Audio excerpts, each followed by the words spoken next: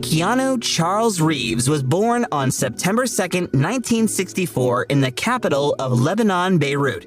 His mother, Patricia Bond, was a showgirl, and his father, Samuel Reeves, was a geologist.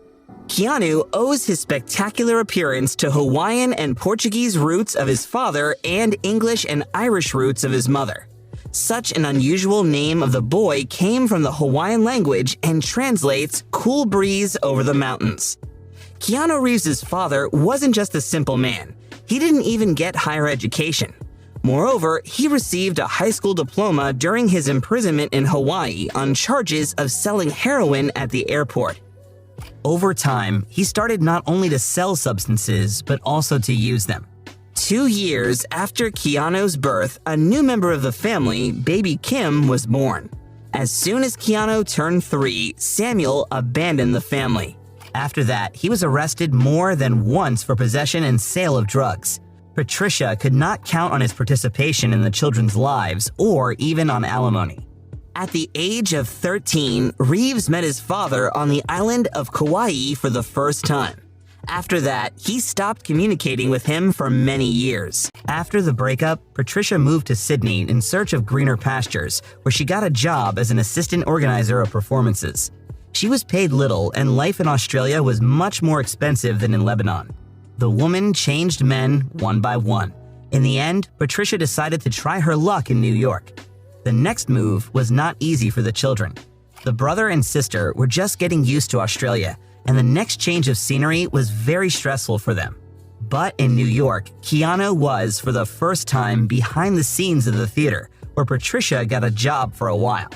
Little Keanu loved being part of the magical process of creating the show. But they didn't stay in New York for long. Keanu was 6 years old when his mother married Broadway director Paul Aaron. The family moved to Toronto. From that time, Keanu has always considered hospitable Canada to be his homeland. Originally being qualified in design, Patricia decided to start a career as a costume designer and was very successful in this. She created images of Emmylou Harris, Dolly Parton, and David Bowie.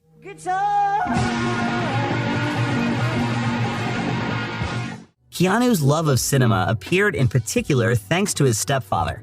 Paul Aaron took him to rehearsals, thanks to which the boy got acquainted with real filmmaking. Keanu was even an assistant on one of the productions that Paul was directing. Unfortunately, the marriage broke up due to Paul's infidelity less than 2 years later. Despite the breakup, the man continued to communicate with Keanu and Kim, to whom he really attached. In the future, he would still play a role in the formation of Keanu's career. A different period began in Patricia's life. A single mother worked from morning to night, trying to provide her children with everything they needed. The situation was complicated by the news about Keanu's and Kim's dyslexia, which affected their school performance. Because of the ridicule and biased attitude towards Reeves, Keanu quickly became withdrawn and insecure. But as he grew up, he was able to cope with his complexes. Despite dyslexia, Keanu Reeves has been playing chess at a decent level since childhood. He even challenged adult players, charging the opponent $1 for each game. After a while, Keanu's mother remarried. Patricia's chosen one was a rock music promoter, Robert Miller. In 1976, a daughter, Karina, was born in the family. Keanu didn't really like studying. The future actor changed several schools, including the prestigious School of Performing Arts. He was flunking out of the last one for bad behavior and conflicts with teachers. In acting classes, the teachers were not particularly pleased with him. Because of them, Reeves doubted his abilities. Keanu admitted that he skipped and hated school for the sake of going to the cinema. He got the opportunity to attend an international film festival while living in Toronto. Could he think that after many years, he would come there not as a spectator, but as an actor to present the films in which he starred? Reeves took part in his first production of Damn Yankees when he was 9 years old. Critics gave the musical a negative review. Not only adult actors who performed the main roles got unflattering reviews, but even little Keanu. Thereby, it greatly undermined his confidence. Soon, the guy got another hobby. It was hockey. He excelled at the game and felt confident on the ice. Teammates even nicknamed him the Wall for the fact that Keanu was a first-class goalkeeper. But at the age of 14, he was seriously injured, and doctors made a diagnosis which sounded like a sentence. They stated that Keanu could no longer play. He was flunking out of another school and decided not to return there anymore. Keanu never received his certificate of maturity. Keanu moved out from his parents and started working part-time in 3 places at once, sharpening skates on the local hockey field, cutting bushes in parks, and cooking in an Italian restaurant. And that's when Paul Aaron stepped in. It was he who helped Keanu start his career in cinema, inviting him to auditions and encouraging his passion for acting. In 1983, Keanu got the main role in the musical Wolf Boy. It told about 2 teenage boys who ended up in a psychiatric hospital and fell in love. Participation in the production gave Keanu the first popularity among the locals. The people on the streets who recognized him were not always tolerant, so he often heard insults. After that, he was offered to become a correspondent for the Canadian youth TV program Going Great. I'm sorry, Miss Vicky. She'll forgive. In 1984, Keanu Reeves first appeared on television, starring in a Coca-Cola commercial. Who's your coach? My dad. Now, he is a great actor who is loved by millions, but the guy was happy with any small role back then. With the help of Paul Aaron, Keanu got the role of Mercutio in the musical Romeo and Juliet. Critics noted his performance, and that encouraged the guy. He understood that he was on the right track. Soon, the aspiring actor managed to get his first role in a feature film. Keanu played a hockey goalkeeper in Peter Markle's sports drama Youngblood. And although the main star of the film was Patrick Swayze, it was a good opportunity for Keanu to prove himself. In addition, his old sports skills came in handy here.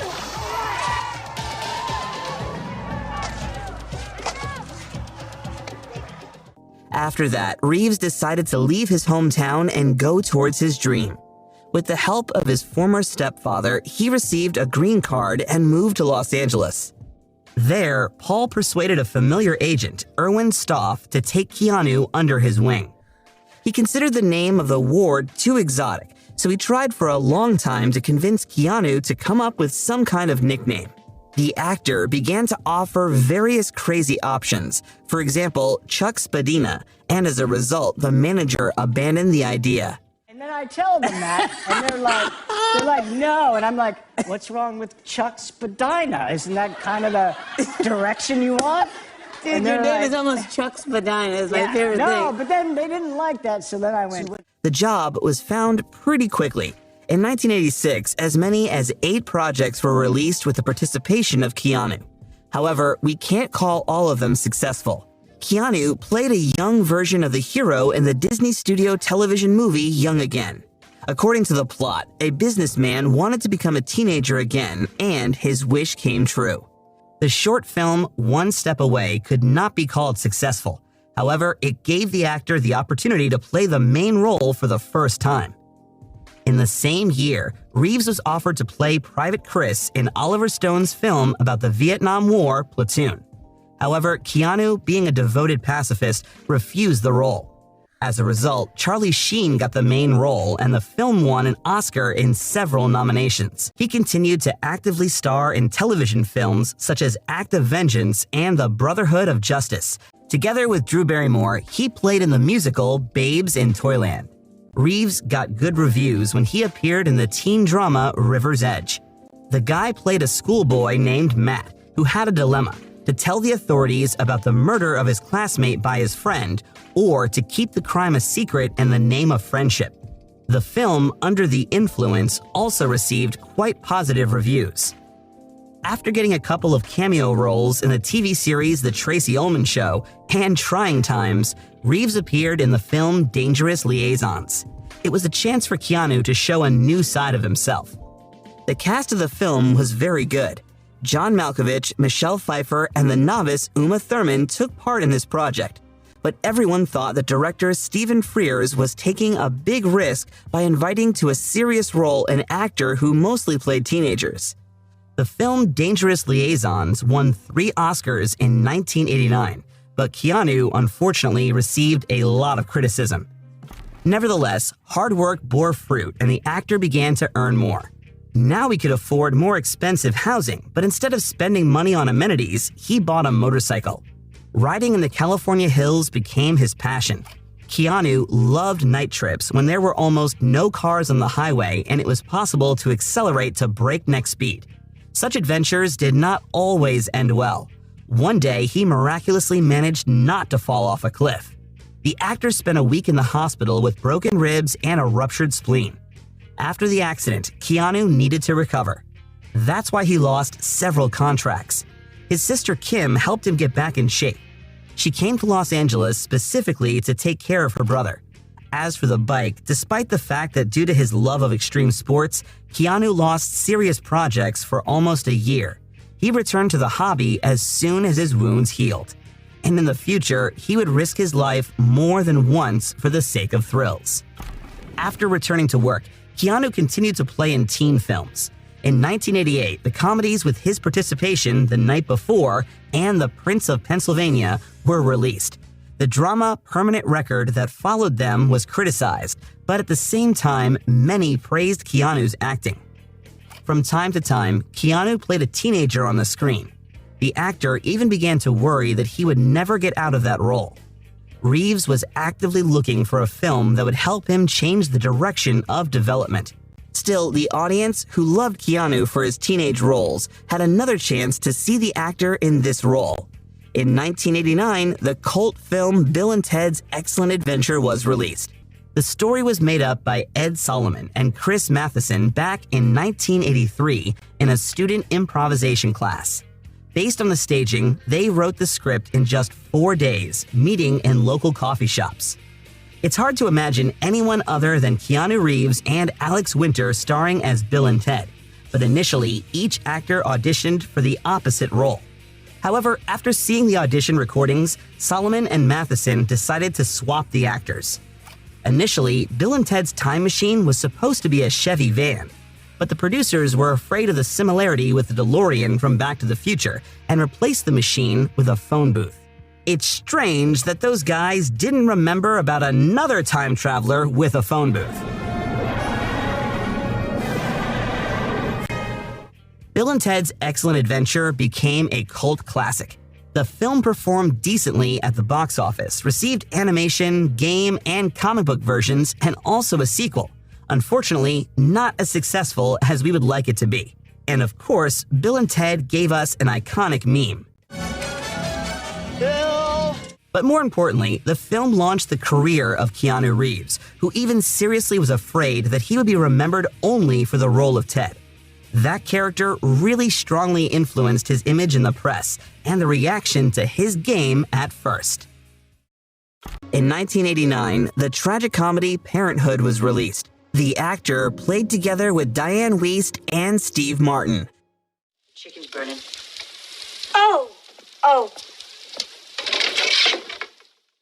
The film received rave reviews and several Oscar and Golden Globe nominations.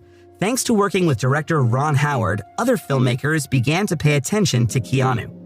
Life Underwater, released in the same year, could not show the same success. However, as well as the next project, the black comedy I Love You to Death did. However, participation in the second film gave Keanu the opportunity to try himself in a non-standard role for him as a guy with not very high moral principles and a craving for drugs. In addition, thanks to the film, he met River Phoenix, who became his close friend. They bonded over a shared dream of a bright acting future and a difficult childhood. River's parents were hippies and lived very poorly. The two guys spent a lot of time together and influenced each other in many ways. River became interested in motorcycles and Keanu caught up with light drugs, which at that time were a common thing for Los Angeles. After a short break, Keanu Reeves got a role in the comedy Tune In Tomorrow, where he was on the same set with the famous Columbo, Peter Falk. Although the film was not particularly successful, Keanu, in any case, gradually was getting out of character as a schoolboy. In 1991, Gus Van Sant's independent film My Own Private Idaho was released, where Keanu played the role of the rebel Scott, who engaged in street prostitution as a protest. Gus Van Sant was inspired to create the film by Shakespeare's plays Henry IV and Henry V, as well as John Recky's novel The City of Night. The director had problems with financing due to the controversial and unusual theme of the film. He dreamed that Reeves and River Phoenix would play the main roles, but he hardly believed that the actors' agents would be interested in a project that did not promise them high fees. And if Reeves got the script, then River's agent didn't even tell him about the offer. Keanu agreed unexpectedly for Van Sant.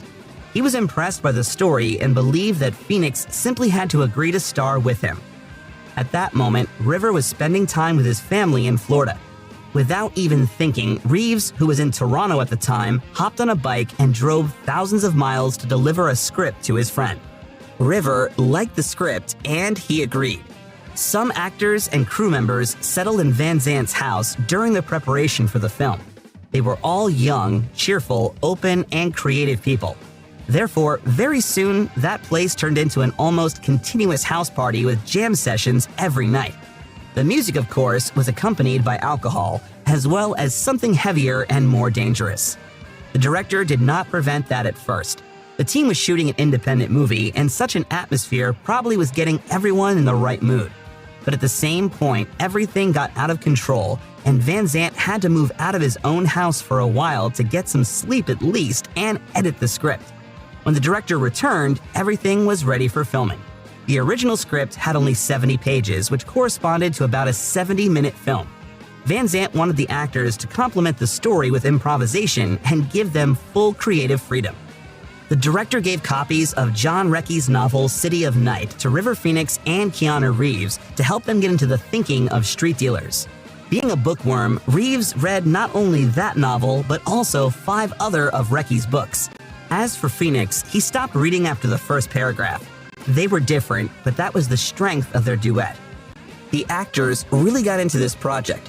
River Phoenix even wrote his own version of the famous campfire scene, and the director agreed to shoot it. The key words that express the idea of the difference between love and sex uttered in this scene were invented by River. What's your most lasting memory from making this movie? River Phoenix. My Own Private Idaho received critical acclaim and was nominated for several prestigious film awards. Keanu was recognized in the world of big cinema acting in that film, although he continued to be associated more with Ted than with Scott. The next film introduced Keanu to the world of stunts, fights, and weapons. It was an action crime film, Point Break, where Reeves was back in the company of Patrick Swayze. The actor played an FBI agent who infiltrates a gang of surf robbers. It was originally planned that Patrick Swayze would play the role of Johnny Utah, but after reading the script, Patrick convinced the producers his character was Bodhi, and the role went to Keanu. Neither Patrick Swayze, nor Keanu Reeves, nor Lori Petty had ever surfed before filming. Moreover, Lori Petty had never even seen the ocean. 2 months before the start of work on the film, all 3 went to Hawaii, where they took a course in surfing. Reeves liked this kind of outdoor activity so much that it later became his hobby. In addition, to prepare for the role, Keanu Reeves watched the work of real FBI agents in Los Angeles and trained with a real football team. Interestingly, the Mythbusters later checked the authenticity of some of the events of the film. They expressed doubts about the realism of the scenes with the character of Keanu jumping without a parachute and catching Swayze. It turned out that it was possible from a physics aspect, but in that case, the guys would have been in the air for no more than 90 seconds. In the movie, they still had time to talk and even argue. Point Break was criticized immediately after its release, but had a good box office. The film really became popular a little later, and the role of Johnny Utah made Keanu a real young star. In 1992, he was recognized as the most attractive man by the MTV Movie Awards. At some point, Keanu became interested in playing the bass guitar. The actor acquired his first musical instrument at the age of 23 and had 1 single music lesson. Further learning to play the guitar was individually, by daily fingering of the strings. In 1991, he met Robert Milhouse, and together they created the rock band Dog Star. Rumor has it they met at a grocery store. Their similar hobbies led to friendship and soon to joint creativity. Night after night, they experimented with music. Keanu played bass guitar and Rob was on keyboards and drums. In 1994, vocalist and guitarist Brett Domrose joined them, and just a couple of months later, they already went on tour in America. The band has existed for almost 10 years and has released 3 albums. But back to Keanu's acting career. Thanks to the popularity that came to him after the release of Point Break, he got the opportunity to work with one of the greatest directors of all time.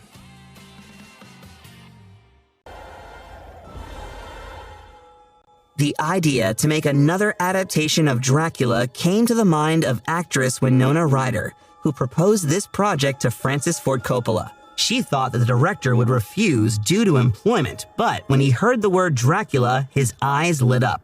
It was one of his favorite stories. It was Winona's wishes that had a great influence on the choice of the cast of the film. Keanu Reeves was also on the list of candidates she approved. The actor at that time starred in several films in a row and was physically exhausted. He would even turn down the role, but he couldn't miss the opportunity to work with a great director.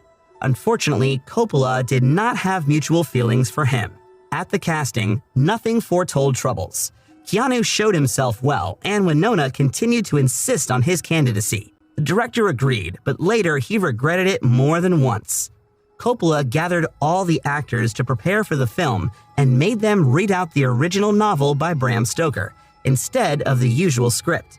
It took 2 days, during which Keanu was unsure of himself, was confused, and read expressionless.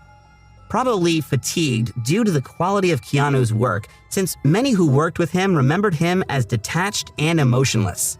Later, Coppola said that he had incorrectly selected an actor for the role of Harker. He wanted the girls to fall in love with the character for his appearance, so he was looking for a young blockbuster hero. However, as a person, Coppola had no complaints about Keanu. The director carefully made sure that the film looked as authentic as possible. For the wedding scene of the Reeves and Ryder heroes, Coppola invited a real Romanian priest. For many years, there were talks about whether the actors were really married. Winona says we are. Coppola says we are. So I guess we're married. Under the eyes of God. Ryder regularly mentions this funny fact, jokingly saying that the couple has been married for almost 30 years. According to Reeves, he regularly receives messages from Ryder with the text, "Hello, husband." The film was released exactly on the 95th anniversary of the original book about Dracula. It became a box office hit and was repeatedly nominated for an Oscar, but received mixed reviews from critics. Keanu got the worst of it. Critics and viewers didn't like the actor's performance, and Reeves' attempt to do a London accent was called the worst accent in cinema. One particularly scathing review stated that Reeves had to visibly restrain himself from ending every sentence with the word dude. Keanu said that the main reason for the failure was physical exhaustion. Filming completely sucked the energy out of the actor, so he took a short vacation, part of which he spent with his friend River Phoenix. In 1993, Keanu starred as Prince Siddhartha in Bernardo Bertolucci's film Little Buddha. Reeves got the role due to his exotic appearance and the success of his previous projects. Part of the filming took place in Kathmandu and Bhutan. Working on the film was a real extreme adventure for Keanu. The process of shooting a film about a spiritual search was not as pleasant as Keanu thought. The entire film crew suffered from constant food poisoning and, as a result, diarrhea. However, everything has its advantages. Keanu needed to lose a lot of weight for one of the scenes, so food poisoning and an orange diet helped him in this. The film was quite good, although it did not receive any major awards. Cinematography only was noted. But Keanu was hardly worried about critics at that time. On October 31st, 1993, River Phoenix died of a drug overdose. Keanu Reeves was grieving the death of a friend. It was always difficult for him to get along with people, and River was a family and a support for him. He felt lonely and crushed. Meanwhile, Kenneth Branagh's film Much Ado About Nothing was released. Reeves became part of an excellent cast, including Emma Thompson, Denzel Washington, Kate Beckinsale, and many others. It's interesting that the filming of that film was before the filming of Little Buddha, and actor Brian Blessed taught Keanu basic meditation. That helped him prepare for the role of Buddha. The film was warmly received by critics and ranked 11th in the list of the greatest Shakespearean films on Rotten Tomatoes. In turn, Keanu added the film to the collection of his acting failures. His performance did not impress critics, and he was nominated for the Golden Raspberry Award as the worst supporting actor. But this did not affect the number of offers of new roles at all. Soon, Gus Van Sant invited the actor to star in his new film, Even Cowgirls Get the Blues.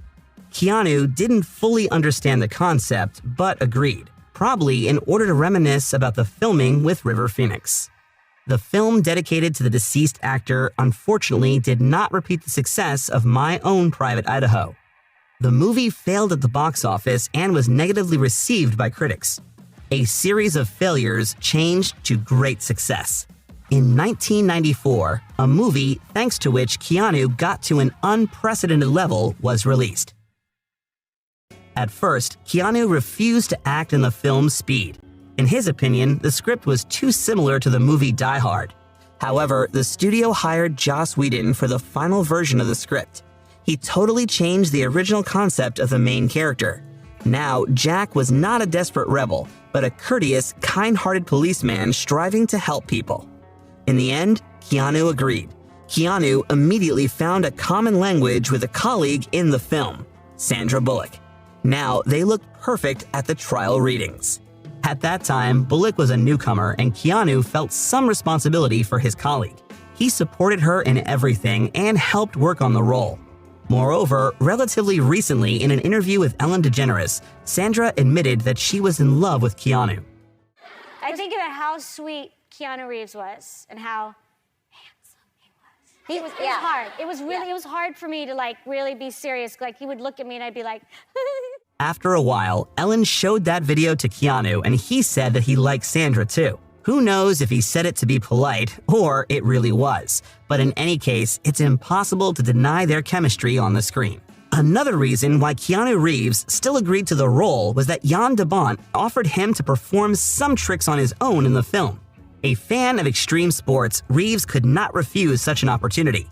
As a result, Keanu got so excited that he performed 90% of the stunts without the help of stuntmen. For filming, Jan de Bont made Keanu get a short haircut. When the 20th Century Fox Film Company knew about it, the production of the movie was almost postponed. The producers were simply terrified, fearing that audiences would not recognize Reeves. Unfortunately, the filming period of Speed was overshadowed for Keanu by grief for River Phoenix. It was then that the actor knew about the tragedy. To make filming easier for Reeves, de Bont changed the shooting schedule so that the actor could work on lighter scenes. Reeves was extremely quiet and spent all his free time alone in his trailer.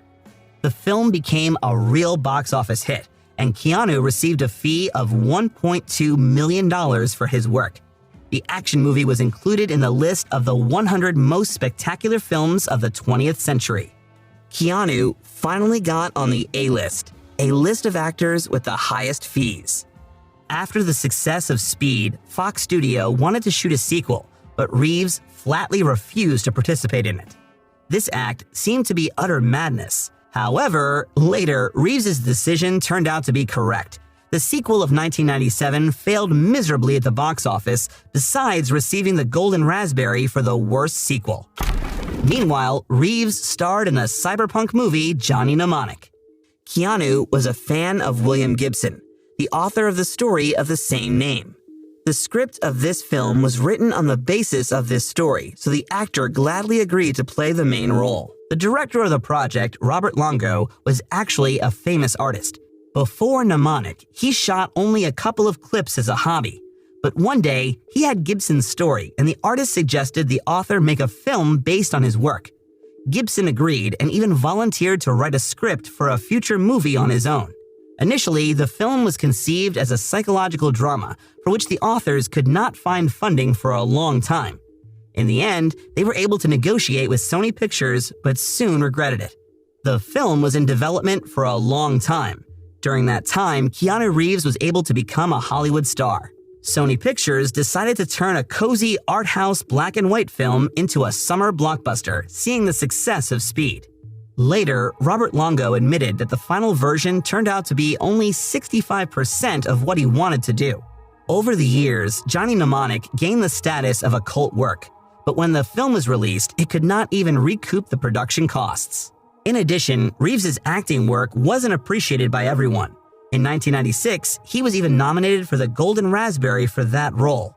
But neither that nor the box office failure of the film had any effect on the actor's career. Keanu's next work was a melodrama, A Walk in the Clouds. Now it is loved by many viewers. Paradoxically, Reeves received another nomination for the Golden Raspberry Anti Award in the category Worst Actor for his role in that film. At the same time, he was nominated for the Most Desirable Man at the MTV Movie Awards. Critics were not thrilled with Chain Reaction, released a year later. The film earned only $10 million more than was spent on its production. It was a very disappointing result, given the conditions in which the film had to be shot. The actors and crew had a tough time due to the record cold winter on the Great Lakes and filming in bad weather. And guess what anti-award Keanu was nominated for such suffering again? In the same year, the crime comedy Feeling Minnesota was released. The newcomer, Cameron Diaz, was Reeves' partner.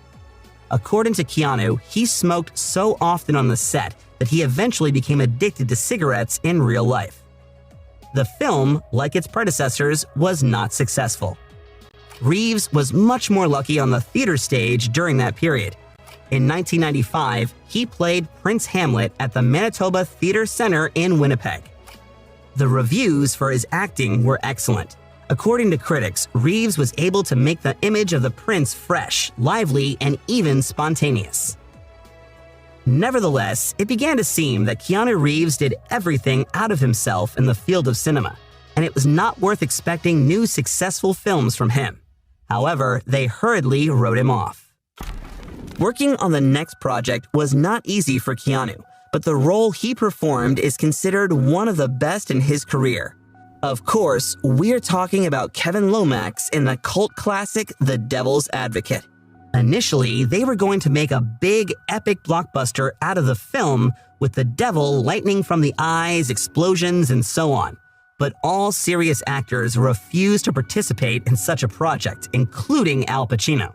The script was rewrote several times, completely changing the concept. In the beginning, the candidates for the main role were Brad Pitt, John Cusack, and Edward Norton, but everyone refused in favor of other projects. Then the producers drew their attention to Keanu.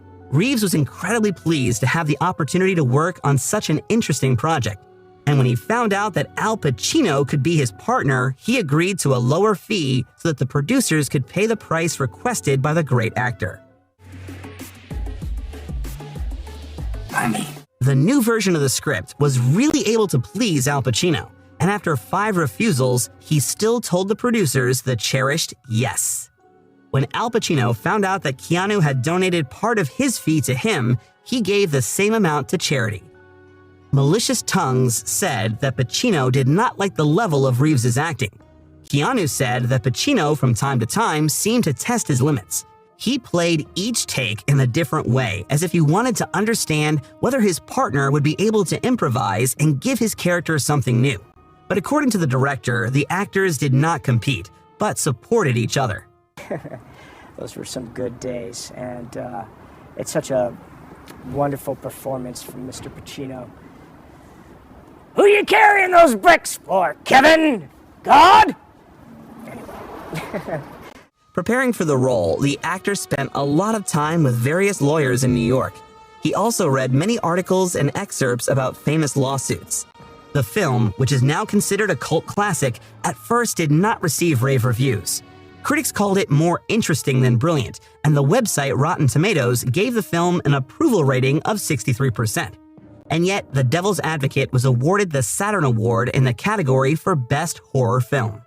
After the release of the film, the media began to talk about a possible romance between Keanu and Charlize Theron. The actors often appeared together, but in fact, they were just good friends. Keanu Reeves' personal life was always a well-kept secret. For a long time, many considered him gay. They said that he had an affair with the famous media magnate David Geffen. The rumors were not confirmed. Although the actor was earning millions, he continued to live in hotels. He didn't see any point in buying his own house. Reeves spent most of his royalties on charity, as well as helping his sisters and mother. He saved a lot of money, except on motorcycles. Keanu still loves speed and risk, and of course, he got into accidents. Old injuries almost denied him the opportunity to participate in a new, very interesting, and physically challenging project. During the preparation, Keanu felt a pain in his neck. The test showed a displacement of cervical vertebrae, which could soon turn into serious health problems. He had to have an urgent operation, but fortunately, Reeves managed to convince the producers of the project to understand his situation and not fire him. A month after the spinal surgery, Reeves went to prepare for filming in a fateful film.